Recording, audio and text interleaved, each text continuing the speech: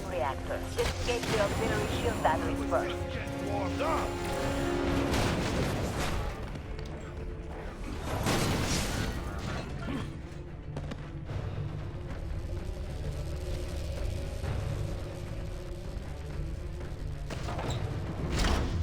You're mad!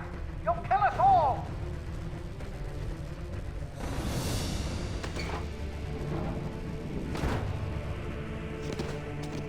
Got a thing for the thing, huh? Good work. That should allow you to break the reactor shield and gain direct access to the core.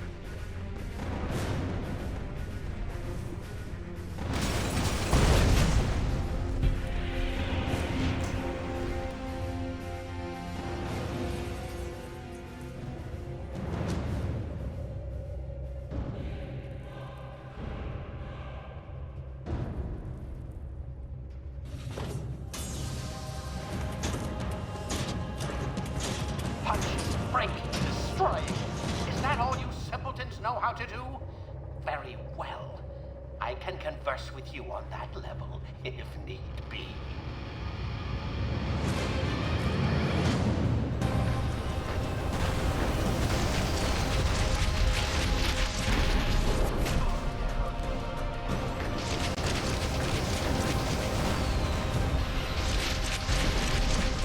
Those leg panels aren't very shielded.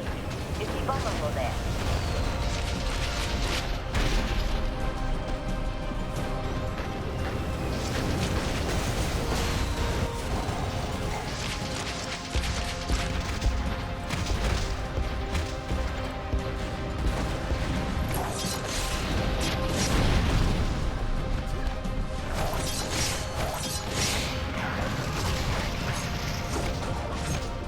Take out his legs! Break all four of his legs!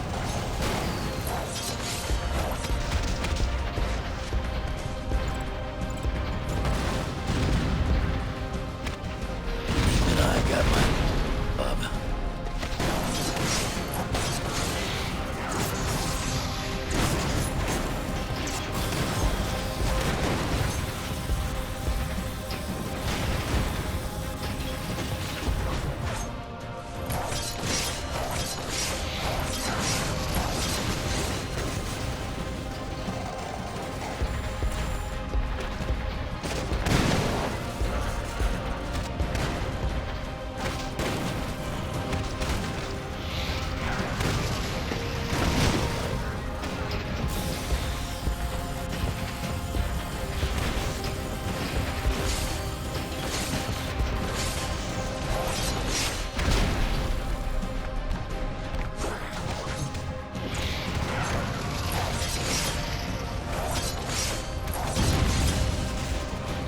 So, my boy distracted you long enough.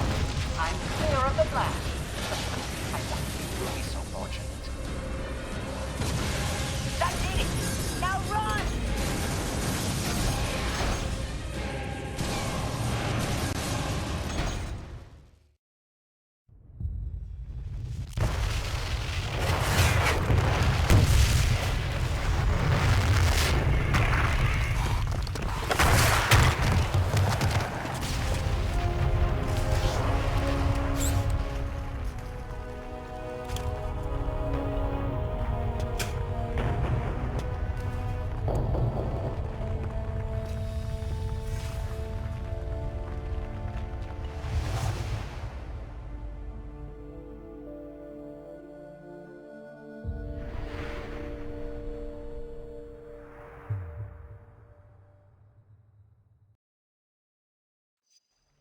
Welcome back to Stark Tower, our base of operations. As soon as you're ready, head over to the briefing station for our next mission. If you like, take a break to chat with your teammates.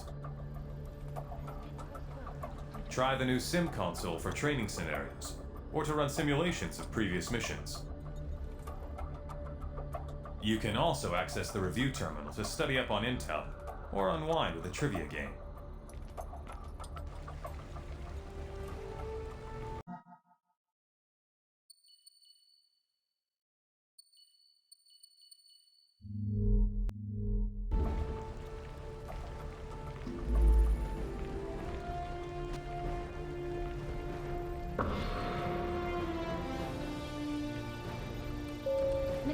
What can I do for you?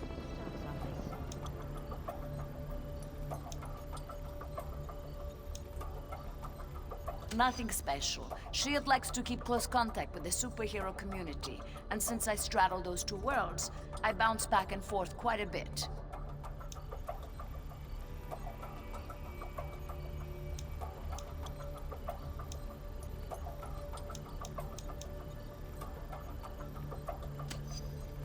That's the goal. At least most of the time.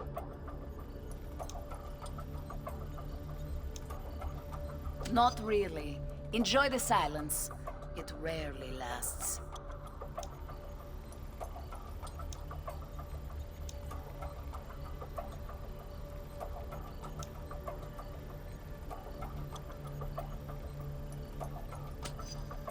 What is that American phrase? Be careful what you wish for. Now, if you'll excuse me, I have some work to do.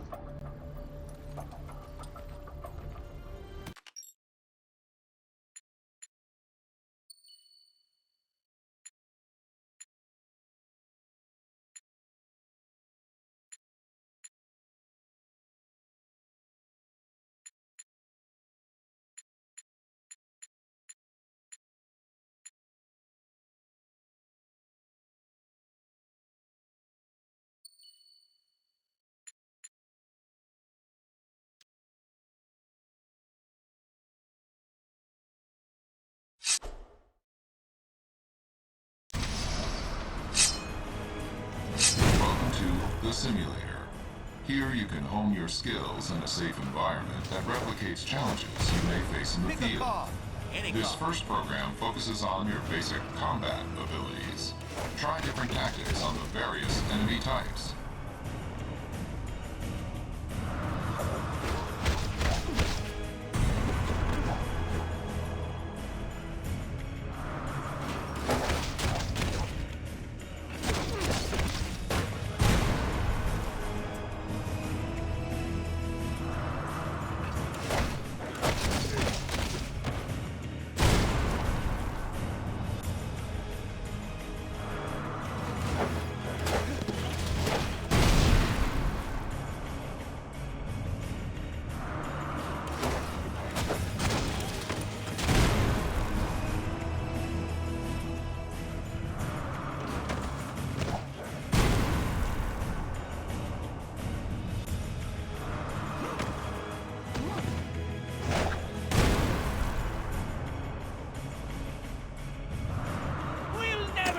To you!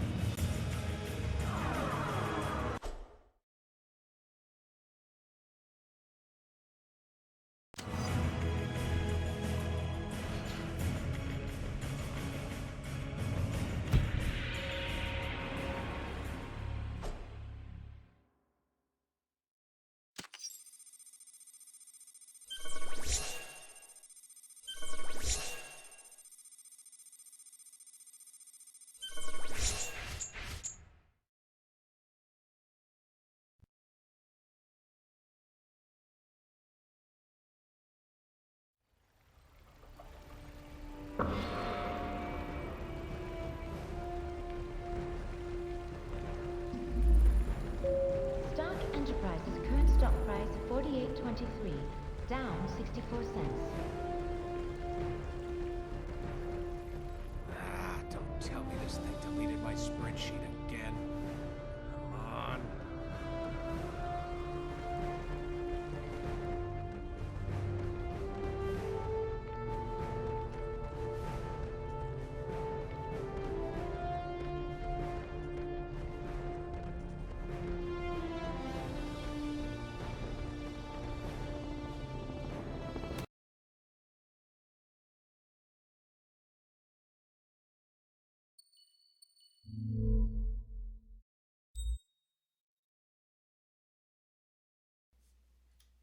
Okay, not sure what I was expecting to see in these dossiers, but I was kind of expecting something more interesting than this.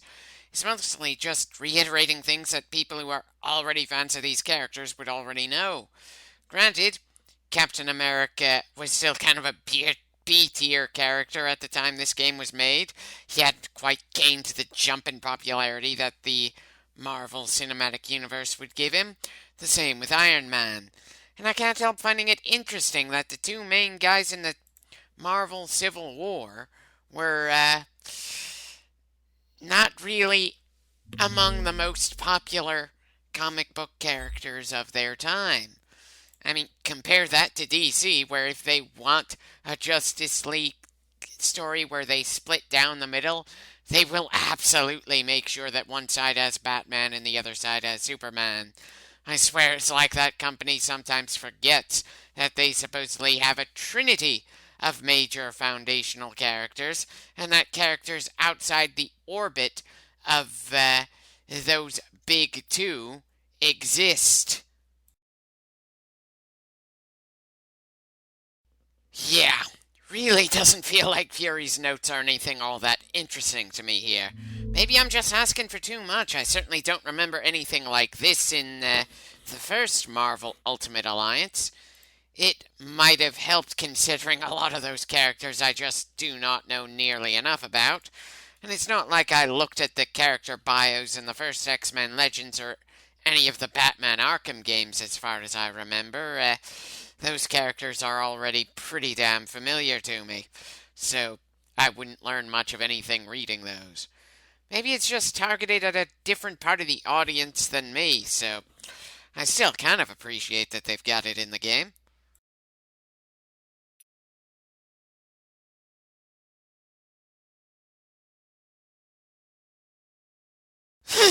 Indeed. And that's part of why I feel guilty that it took me this damn long to have him in one of my teams when he was a playable character in both of the X-Men Legends games. I'm also completely baffled that I forgot that this guy was in this game at all. Anyway, apparently we've got some more tutorial stuff included in the game here. Tutorial stuff that, again, took us way too long to be able to access at all. I suppose Deadpool giving us tips like this is in character form, but if he's gonna give us tutorials, shouldn't he also be one of the characters we can use since the absolute start of the game? Nope. Deadpool we have to recruit later on. I kinda thought that the series decided not to do the whole recruit characters as you progress through the story thing after X-Men Legends 1. That they had figured for Legends 2 and Ultimate Alliance 1 that it's better to have the vast majority of characters ready to be chosen from the start, with maybe some bonus characters you need to unlock with special methods. But again, I can't really find it in me to be too annoyed that they were experimenting here, trying to find some way to make this game have a firmer identity of its own, considering the fact that I felt that the first Marvel Ultimate Alliance just blurred together with the X-Men Legends games. Anyway, there's no way I'm going to read through all of this. We'll look at a few more entries and then move on. I doubt we're going to get to the next mission in this clip, but it's still interesting to see what they threw into the game, even if I decide not to bother with some things in our base camp after initially looking at things in this clip. By the way, is there a reason we don't get any background music for this? Mass Effect and the Batman Arkham games would have music tracks still playing in the background as we read up on things. And I'm not about to start playing some music of my own to fill the background with some noise. It's much easier for me to just read out my commentary here instead of just leaving it as subtitles when we've got a long stretch of time in the game where the game itself is providing a good amount of reading material. Seriously, the game is telling us absolutely nothing about Von Bardis here, though, that we didn't already learn over the course of the previous mission, so it's all kind of feeling undercooked here for some reason. We'd have been just as informed about her if I decided to skip over reading her dossier, which we had to explicitly find in order to make it readable here. Eesh. Definitely. Very strange and feeling underwhelmed.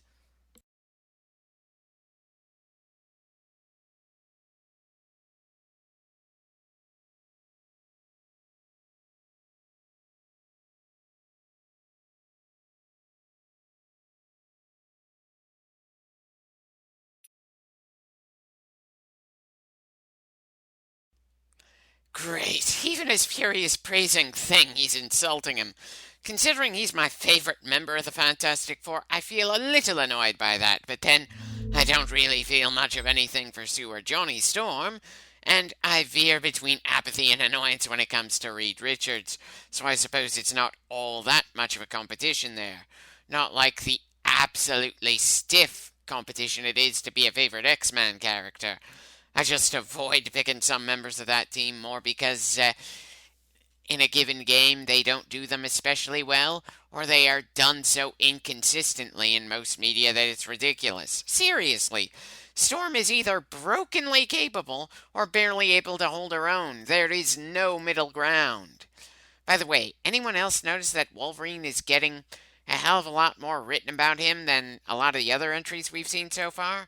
Why give so much information for arguably one of the most popular characters in Marvel, period, and not give more information to the lesser-known heroes? For the hell of it, let's see if Spider-Man gets as much under details.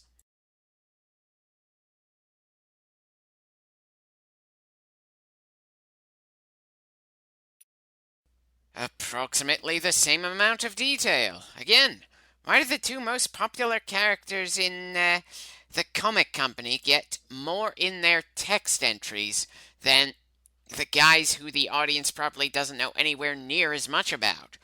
Though I always preferred Spider-Man as a solo hero, not a member of a team. Funny considering he's one of the most friendly heroes in his universe. And yet Wolverine, the guy who's a loner, just ends up in every frickin' team. Wait. So S.H.I.E.L.D. can't afford Spider-Man as an enemy. But Wolverine, we have facilities to contain him. I'm pretty sure if you arrest Wolverine that several very capable people will be very likely to try to break Logan out, whereas Spider-Man doesn't have anywhere near as many teams to call on to help him.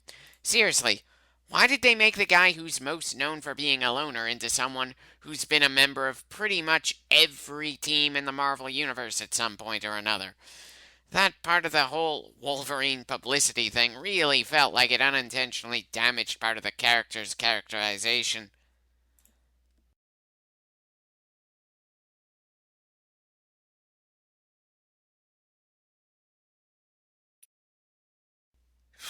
Doesn't really matter if I respect Tony Stark himself, since the only version of him I ever enjoyed watching was the MCU version. Every other version just gets on my nerves, including the video game ones.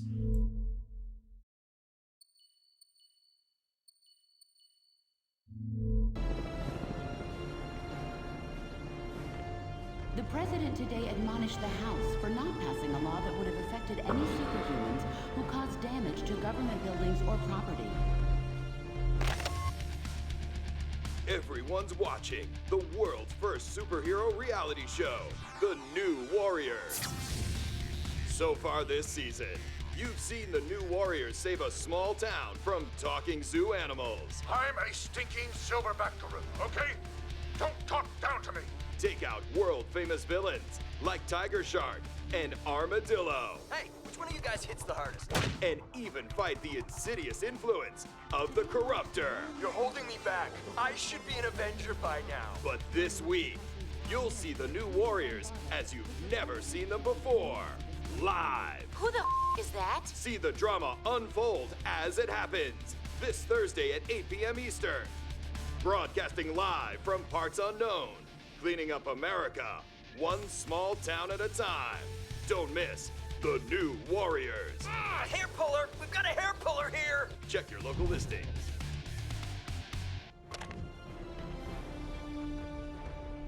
Hail, mortal!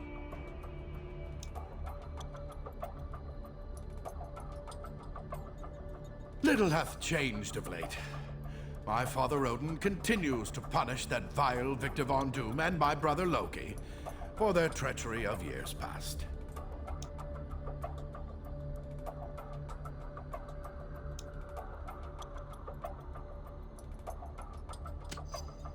From a human perspective, that is probably most accurate.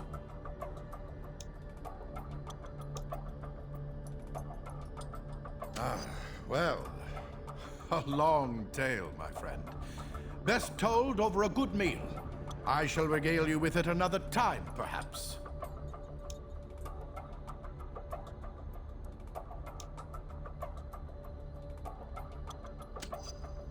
You humans, so quick to spend what little time you have. Farewell, my friend.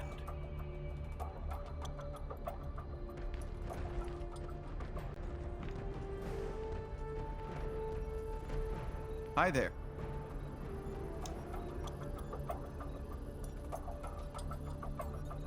Not these days.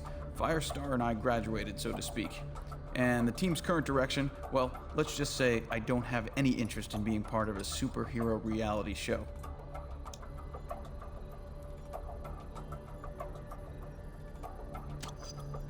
I don't even watch the show. I can't. I just hope they don't do anything to really tarnish the name.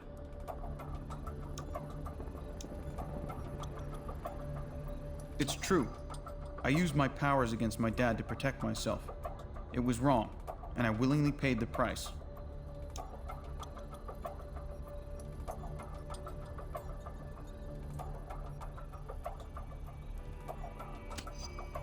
My time in the vault wasn't as bad as you'd think, but I'll always wish I had found another way to deal with the situation. Sorry, I have to run. Take care.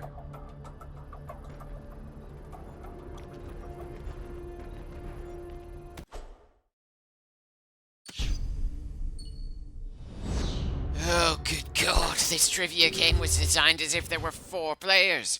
Doing it alone just doesn't feel right the way they set things up here. This feels like a contest sort of thing, like it was straight out of a game show. Not that the other quizzes in the earlier games were especially amazing, but for a single-player thing, this just doesn't look right.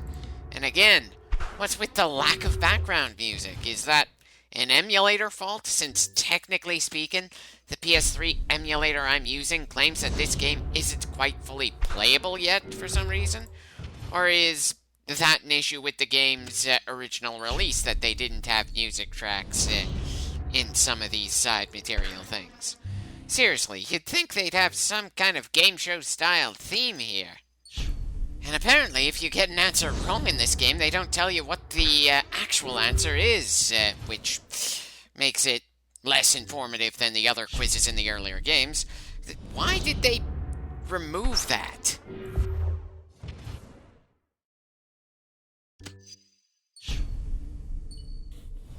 Okay, how do I leave this thing?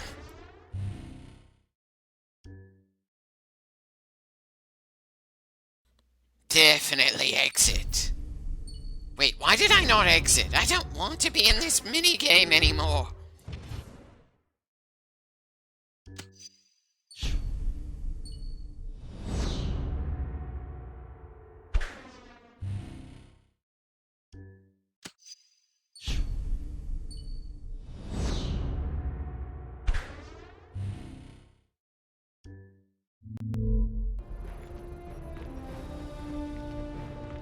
The men's executive restroom on floor 15 is closed for repairs.